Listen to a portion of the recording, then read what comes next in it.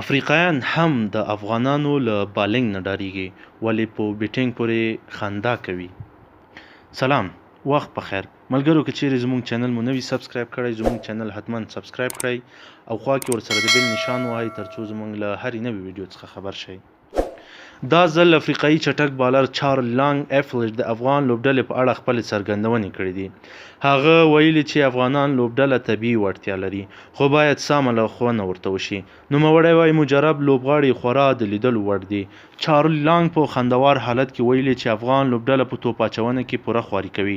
د دوی د توپ اچونې روزونکی بشپړه مبارزه کوي، خو کله چې د سریلانکا خلاف د توپ وهنې برخې ته ښکته شول لوبغاړي ډېر ډاډه نه وو. هغه وایي افغان لوبډله له 3 ماتو وروسته مثبتې لوبې ته اړتیا لري. چارل لانګ دا خبرې په داسې حال کې کړې چې عین وخت کې افریقا هم 3 ماتې په پرله پسې ډول خوړلې او یوه لوبه یې د باران له امله بې پایلې شوې ده. هغه وایي په 2 لسیزو کې افغان لوبډلې خورا ښه پرمختګ کړی او د کرکټ نړۍ ته په زړه پورې لحظې وربخلي. نوموړی وایي افغانان لا هم هڅه کوي چې په سختو حالاتو کې خپل هیواد ته د نړۍ په کچه یو غوره هیواد کړي. د افغان لوبډلې 28 یو ورځنۍ لوبو ته اشاره کړې چې د 9 هیوادونو پر وړاندې ترسره کړې دي. دوی وایي افغان لوبډلې تر اوسه په ښه او ست سره لوبې ګټلې او خپل خطر یې د نړۍ لوبډلو ته څرګند کړی ده.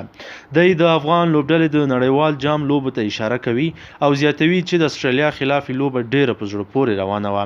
د سریلانکا ښه پیل وکړ او د نیوزیلند خلاف په 6 منډې وکټه نه لوېدلې.